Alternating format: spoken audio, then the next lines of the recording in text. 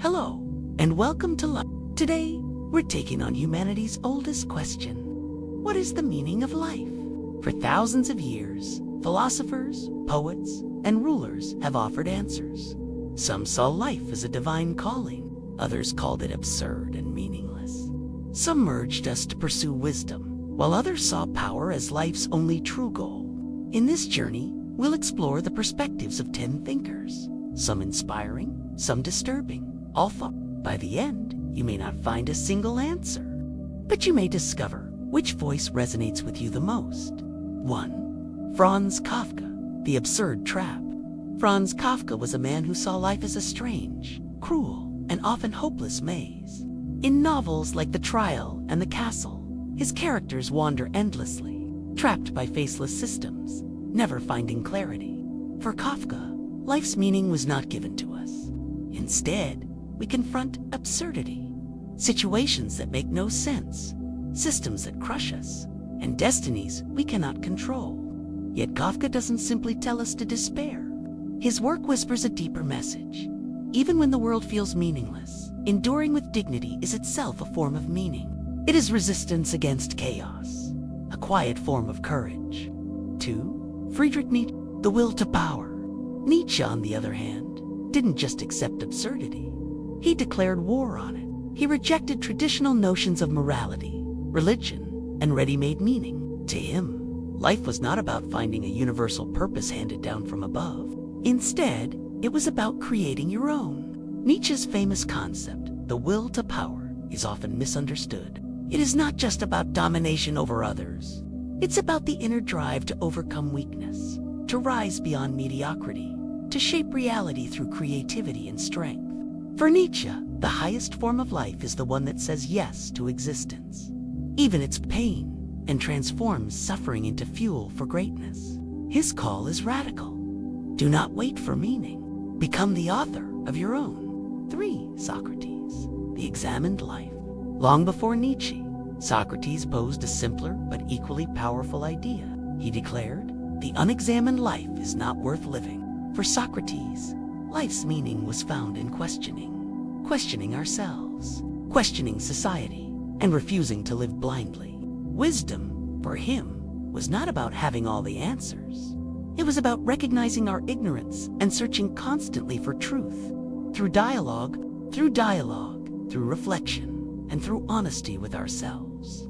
Socrates believed we could align our souls with virtue. His death is perhaps the greatest proof of his philosophy. When sentenced to die for corrupting the youth of Athens, he refused to abandon his principles. Instead of escaping, he drank the hemlock, showing that the examined life is more valuable than mere survival. For Socrates, meaning lies not in wealth, pleasure, or status, but in living a life of reason, truth, and moral courage. Chapter 6. Machiavelli, Power and Survival. Machiavelli, the Renaissance thinker often called the father of political science, had a far more pragmatic view. For him, the meaning of life was not rooted in lofty ideals, but in power and survival. He argued that people are often selfish, greedy, and quick to betray. Therefore, to succeed in the real world, one must be strategic, sometimes even ruthless. In The Prince, he famously suggested that it is safer for a ruler to be feared than loved, if he cannot be both. From this perspective, meaning comes not from seeking universal truth, but from mastering the art of survival in a brutal world. It is a life defined not by virtue, but by effectiveness. While some dismiss Machiavelli as cynical, his philosophy reminds us of a truth we cannot ignore. Meaning is shaped by the environment we live in, and sometimes survival itself is victory. Chapter 5. Jean-Paul Sartre, Radical Freedom. Jumping forward to the 20th century, we encounter Jean-Paul Sartre, the father of existentialism.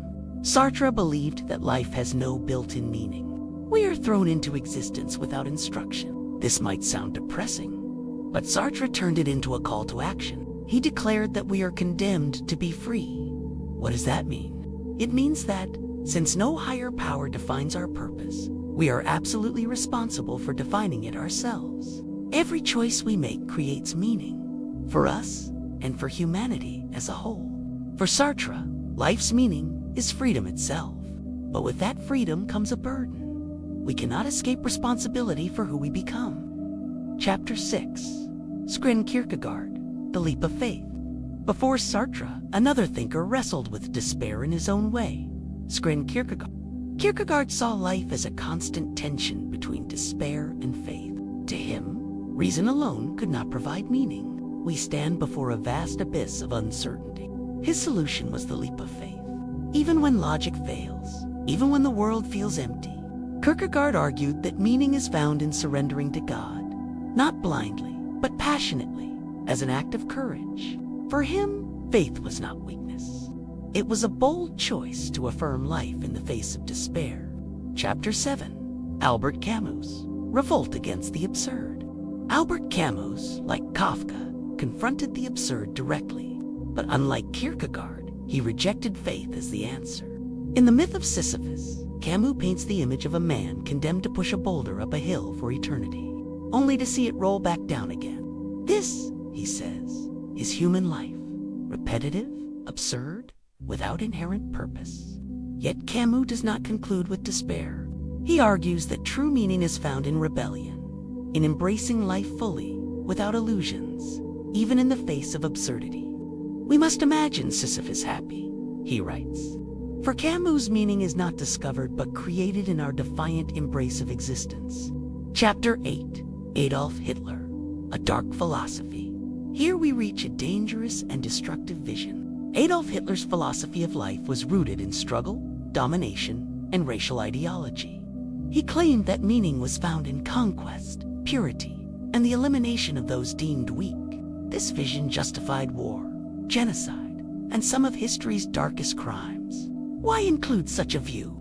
Because it teaches us a hard lesson. Philosophies shape history. When life's meaning is twisted into hatred and destruction, entire nations, even civilizations, can fall into catastrophe.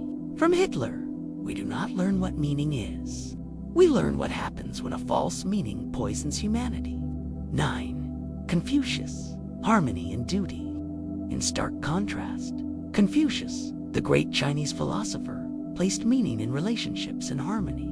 He taught that life's purpose is not to dominate, but to cultivate virtue through duty, respect, and balance in human affairs.